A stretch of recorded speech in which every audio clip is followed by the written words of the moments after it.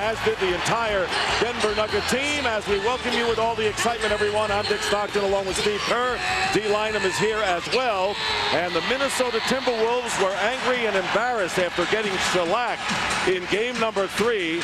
And for the first time in his 9-year career, Kevin Garnett came to the Pepsi Center 3 hours early, a la Larry Bird, to practice his shooting. He was stewing after the embarrassing loss in game number 3. And so the Minnesota Timberwolves, I would think, Steve, have to be very focused, led by the guy who soon will be named the MVP. I think you can throw the numbers out the window. This game is about Kevin Garnett, and he knows it. That's why he was here early.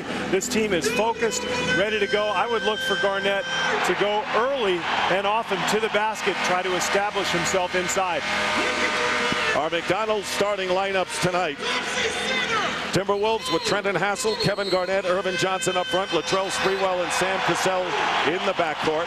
Carmelo Anthony is the small forward with Nene and Marcus Camby. Camby and Nene playing their best games of the series so far in game number 3, and Vashawn Leonard and Andre Miller also coming up big for the Denver Nuggets. Now, Wally Szczerbiak, as you may know, is out for at least the rest of the series as he suffered a back injury. We'll have more of that from D. And so the question is, I guess, Steve, can Denver sustain their inside play and their fast break style again? Well, we'll find out. I think the big thing for them in game 3 was just being home, and you can feel this energy in this crowd. You can hear it, I'm sure, at home. This is an amazing atmosphere. They took advantage of it in game 3. Can they do it again in game 4? The officials working game 4, Bennett Salvatore, Ron Garrettson, and Ron Oleziak. Timberwolves had their 11-game winning streak dating back to the regular season snap. Meanwhile, the Nuggets are riding an 8-game home winning streak, 2 of them coming against these Timberwolves. Get up now. I want all of you to get up out of your chairs. I want you to get up right now and go to the window, open it, and stick your head out and yell, I'm as proud as hell, and I'm not going to take this anymore.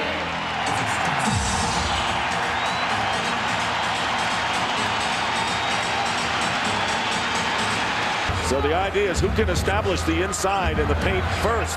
Minnesota's been content to take the outside shot. Anthony now driving to the basket, and it's blocked by Irvin Johnson.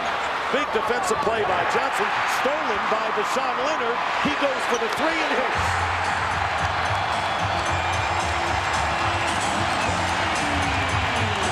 Vashawn Leonard with 24 points in game 2 as the Nuggets' leading scorer. And another turnover, the 3rd already by the Timberwolves. Well, let's take a look at the block shot by Irvin Johnson. Anthony getting to the rim, but it's followed by 2 quick turnovers, the first of which leads to Vashawn Leonard's 3, and this is exactly what Minnesota has to avoid. If they can't turn the ball over and let this Nuggets team run out and get to the open floor. Home sweet home for Denver thus far, and a 22nd timeout called by Flip Saunders. In Saturday's game, the Timberwolves shot 10 of their first 13 from long range. So they allowed Denver to handle the middle. They only scored 6 points in the process. So I'm kind of surprised right now that Minnesota and even Garnett have not been determined to get in the paint. Well, long shots lead to long rebounds, and you can see the offensive rebounding story completely changed in game 3. In game 3, 20 for Denver. And in games 1 and 2, just 9.5. That led to points in the paint. That led to fast break points and led to a major outburst. 107 points for Denver, game 3. But I was really shocked at Denver and the comments they made. Marcus Camby and John Barry both making comments that a win by Denver tonight would put a lot of pressure on Minnesota, considering they have not gotten out of the first round. And Flip Saunders and in fact, we were both surprised that a team that just barely made the playoffs so vocal after winning just 1 game. I think they're trying to put a little pressure on Minnesota. They're playing the game right now. They know the Timberwolves have not been out of the first round. They're trying to put a little extra pressure on them. Vashawn Leonard getting the loose ball after the miss by Anthony. Here is Nene with the open shot. And it's 5-0 with 2.5 minutes gone by.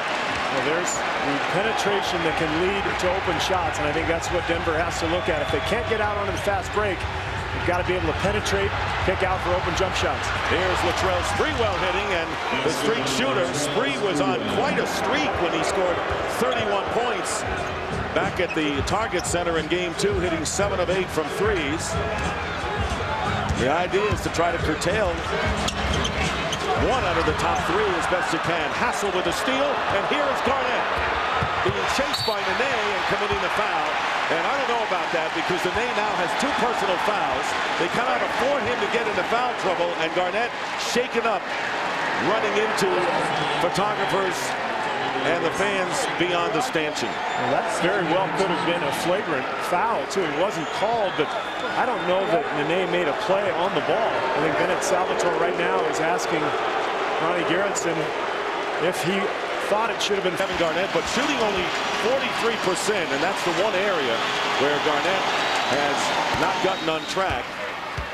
He has been a terrific playmaker. He has had 10 assists in 1 game and 8 in the last, so he'll find the open man as well. So Francisco Elson, as you mentioned, coming alive offensively and has played well after being ignored down the stretch, replacing Nene.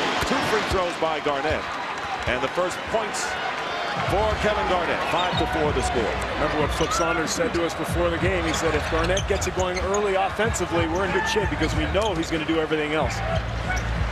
Camby getting inside, and a reverse lay-in by Deshaun Leonard, who has 5 of Denver's first 7.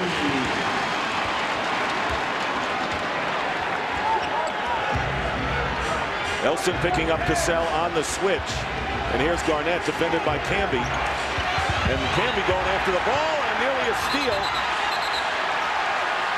and all of a sudden tempers flare. Not surprising, considering what has been said during the days off and the physical aspect of the last game led by Denver, and it looked like Francisco Elson and Irvin Johnson were the 2 in the middle, although Garnett was the one who had lost the ball momentarily. Well, I think it was Camby and Johnson who really got into it, and they're the 2 who are being separated now. You see John McLeod, the assistant coach for Denver, now getting out and trying to restrain Camby. Look at the hustle, and this is just one of those plays where everybody's going after the ball, and you know what? It's a physical game. There's a lot of emotion riding on this game 4, and you got guys getting after it. So Camby and Garnett scrapping for the ball, and then it was Johnson and Elson. Johnson and Garnett with a pump fake, shooting over Elson, and Camby the rebound. I tell you, Denver really blanketing the defensive board. They're playing excellent defense and doing the job on the boards, which they have to do here tonight. And Francisco Elson with an air ball. You can see a little bit of tension out here because even veteran players are throwing up air balls early.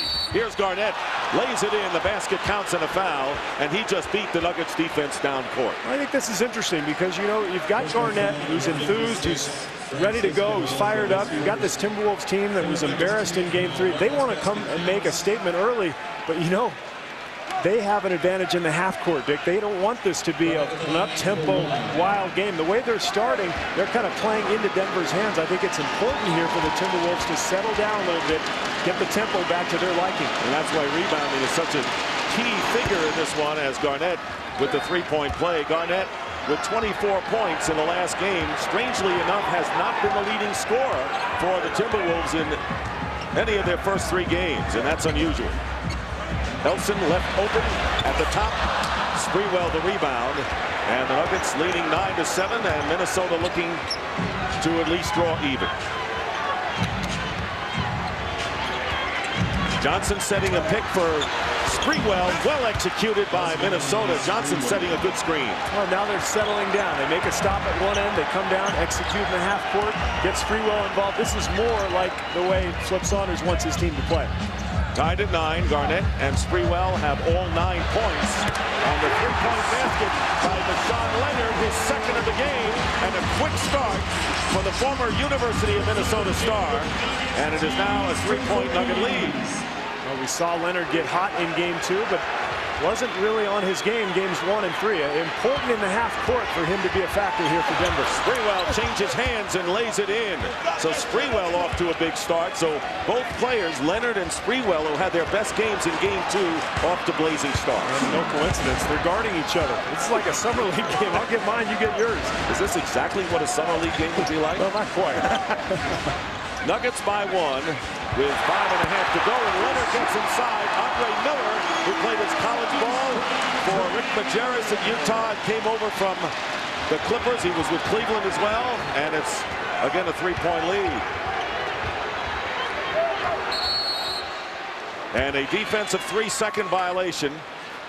The call against the Denver Nuggets, and a timeout called by Jeff Bzdelik. Amazingly, Wally stayed in the game until midway through the 4th quarter, but an MRI revealed the broken bones later. And before the postseason, we know Troy Hudson was said to be out for the whole postseason, and now they have lost Wally Szczerbiak. And Dick, that really means there's very small margin of error for guys like Fred Hoiberg and Trent Hassel. I mean, these guys have to give them something off the bench in terms of points. All right, Dee, you're absolutely right, but Flip Saunders said that they started the season without those 2 players, and it wasn't as if Szczerbiak had played 82 games, but they're going to have to fill the gap because he scored more than half of the bench scoring so far in the series. That's right, and they were very accustomed to Szczerbiak coming off the bench those last 25 games or so and filling that scorer's role. So now they've got to get back to the way they were early in the season with Hoiberg coming out there and maybe Gary Trent, Mark Madsen, other guys filling in.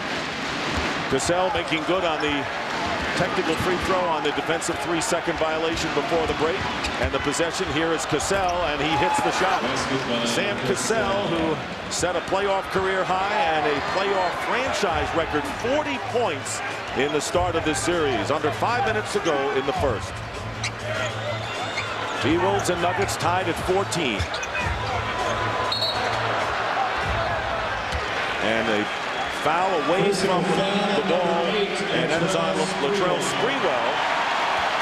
To the delight of the crowd, that is only the 2nd team foul on Minnesota. Well, Bashawn Leonard has been hot here early on, 4 for 5 shooting, 10 points. So Denver really working Sprewell off some screens, trying to free up Leonard for an open shot. Carmelo Anthony going underneath, but traveled before the shot. No question that Trendon Hassel has wreaked havoc on Jeff Bzdelik's top rookie. 24 points, though, for Anthony. He was the leading scorer, and the most ever points by a teenager in the playoffs. Anthony missing his first 3, tied at 14. Minnesota looking for their first lead of the game and their first lead here in Denver. Hassel knocked away by Anthony with 10 on the shot clock. Well, Anthony showed right there he can play solid defense too, and he's a young kid. He hasn't really put the work in that's necessary for him to be a great defender, but he'll learn, and I think he will be an excellent defender as his career goes on. Kevin Garnett, and the rebound by Camby.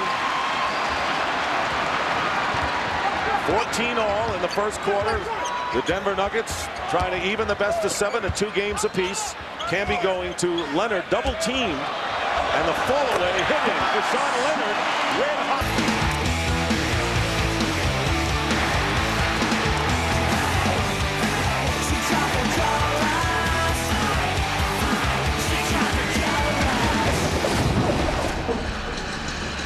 The Denver Nuggets in the playoffs for the first time in 9 years and tied with Minnesota.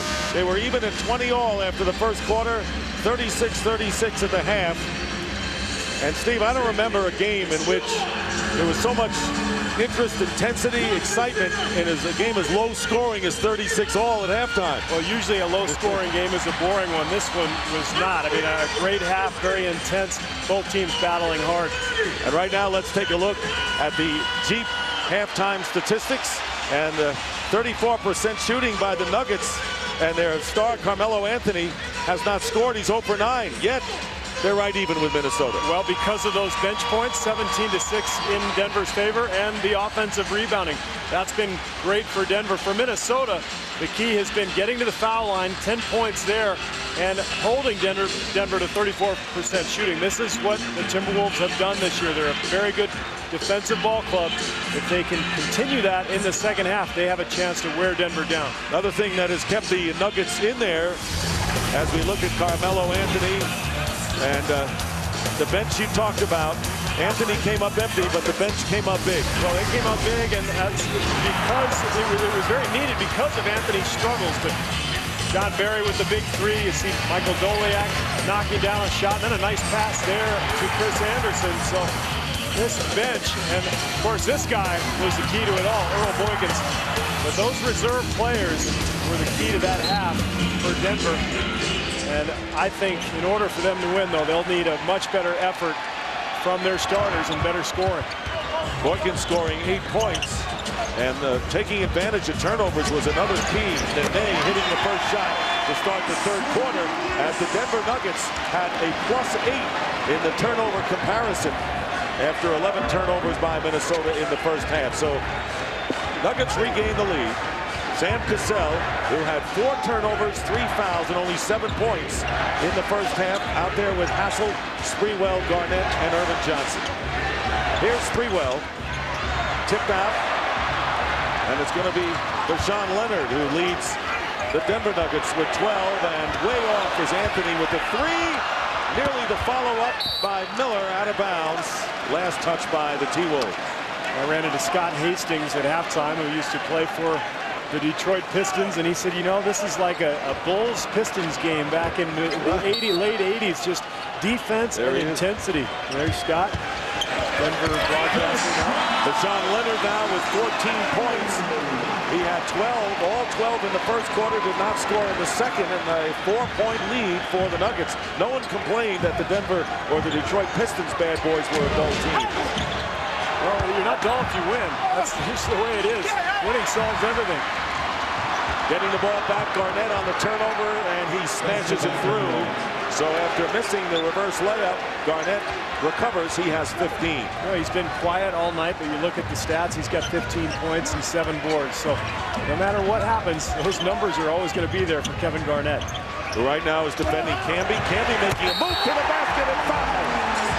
He beat Garnett to the basket in emphatic fashion and can convert a 3-point play as Garnett chalks up his second. Well, Garnett making the mistake of going after a pump fake from Marcus Camby. He's not a shooter. Garnett's got to stay down on the floor, but he doesn't, and Camby takes advantage, gets to the rim, throws it down.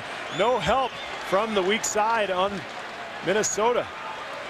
Marcus Camby looking for his 6-point. Anthony fouls Garnett hard.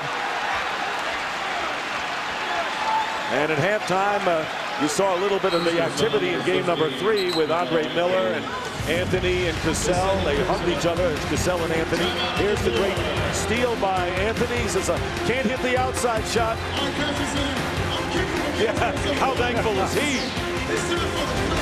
The spark from Earl Boykins. Try to get themselves going here. Minnesota going to the free throw line 15 times more than Denver. And Garnett, 11 of 13, has 21 points. Under 6 minutes remaining in the third. Biggest lead of the game right now for the Timberwolves. Looking to take the lead and perhaps finish off Denver at home. Nene with 8 on the shot clock. Here's Miller over Cassell. Andre Miller. Well, Denver has to have Miller get going here, and now they've gone to this small backcourt with Boykins and Miller, so it's a chance for them to open things up a little bit, get some speed out there, try to get into the open floor. And Denver has to do a defensive job right here in the half court. That's where Minnesota has excelled. Sprewell with the pump fake on Anthony. And the rebound by Anthony, coming down hard on his left leg and hurt. Hopefully momentarily. And Camby tells indicates to the trainer to come out. And you're right, hopefully. Boy, that looked scary, and this crowd hushed. At first it looked like Anthony was grabbing onto his left leg. Now let's take a look at the replay. He goes up and grabs the rebound off the miss from Sprewell, and we'll see him go down awkwardly. Gets a little bump from Camby right there, and then he awkwardly Goes down with that knee flexed, strange position here. Gosh, I hope that's not serious. He is going to be helped off. Now he says, I'm going to go back to and a standing ovation for Anthony. They were going to help him off and go into the locker room, and he all of a sudden did an about face. I think this crowd's happy to see that.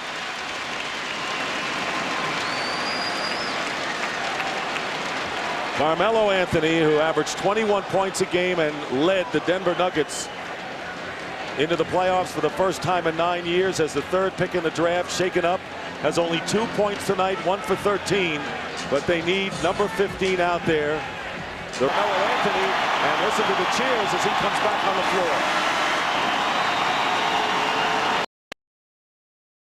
Especially a young kid with this kind of potential and such a bright future in the league. Nothing worse than a devastating knee injury. Looks like he's okay. Today trying to make 1 out of 2. All right, Dee, what's the story with Carmelo? Well, Dick, I think they were erring on the side of caution. They just really wanted to make sure he was okay because he wanted to stay in the game. They put him through a few things back there in the hallway, and in fact, he is able to return and play.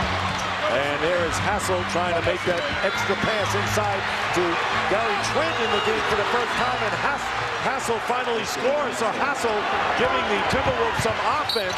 He has scored 10 of his 12 points here in this third quarter. And it is now 64-55. The biggest lead of the game is now 9 points for Flip Saunders as the foul called against Fred Hoiberg. And Carmelo Anthony getting set to come in the game. So apparently there was no injury to Carmelo Anthony, even though he was wincing, holding on to his left leg, wearing a bit of a...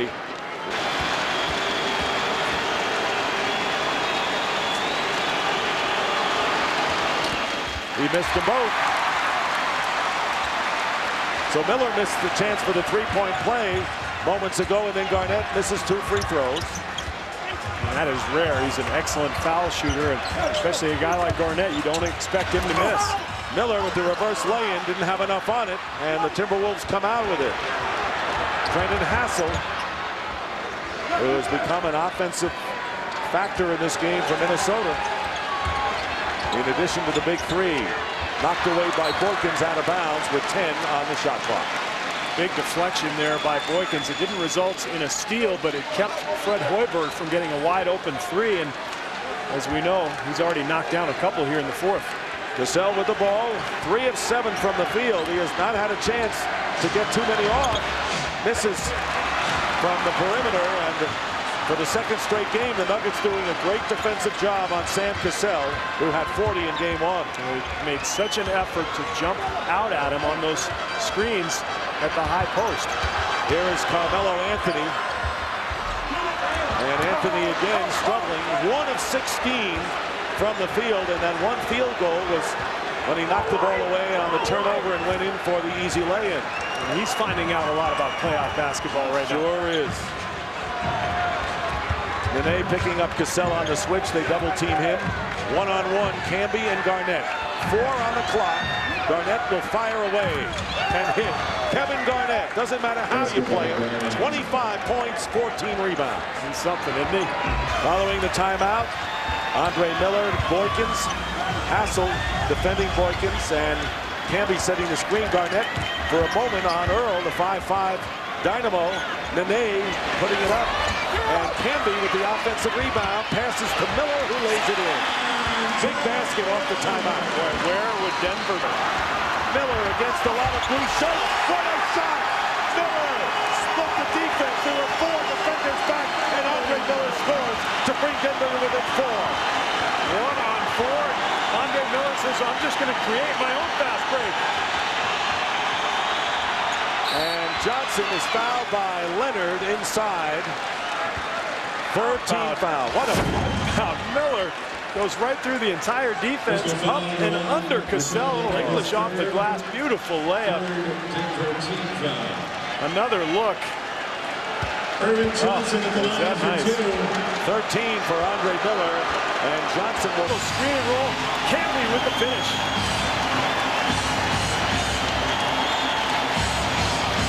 Johnson for the first time ever, but they still need one more against the scrappy Denver team. Look at Barry and Sprewell getting after it. A lot of emotion here tonight.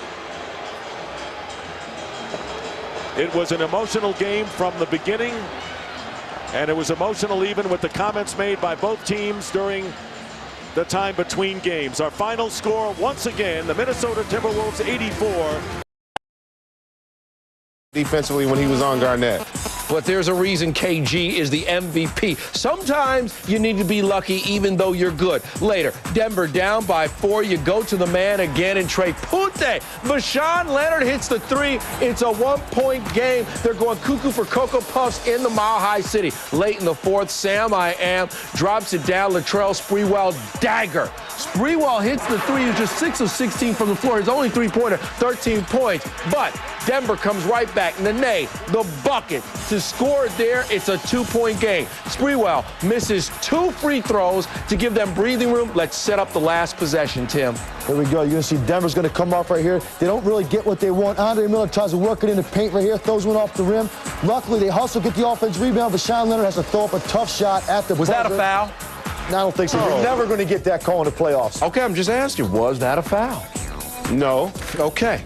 Kevin Garnett, 27, 14 and 5 as the MVP bounces back, and more importantly, the Timberwolves taking a commanding 3-1 lead, and you could imagine their psyche if they had lost this game and they were at 2 games apiece. This was a huge win for the Minnesota Timberwolves, and one of the reasons that they did so well is because Carmelo Anthony locked down in this game, just 2 points for the rookie. I tell you what, Carmelo Anthony goes 1 for 16, and believe me, he did not get any open looks. You got to give Trenton Hassel a lot of credit. I think Trenton Hassel might have been the MVP in this game because he was relentless. And you talk about great defenders, the bottom line is they're tireless. They never give up on a possession. He was active. He frustrated Carmelo. And, Denver really didn't do a lot to get him moving off the ball, to get him some open looks. But Trenton Hassel, I can't say enough about what he did to force Carmelo into a 1 for 16 night. And if you take his offense out of the mix, it's amazing they're even in the game, really, going into that last possession because he really was a non-factor offensively.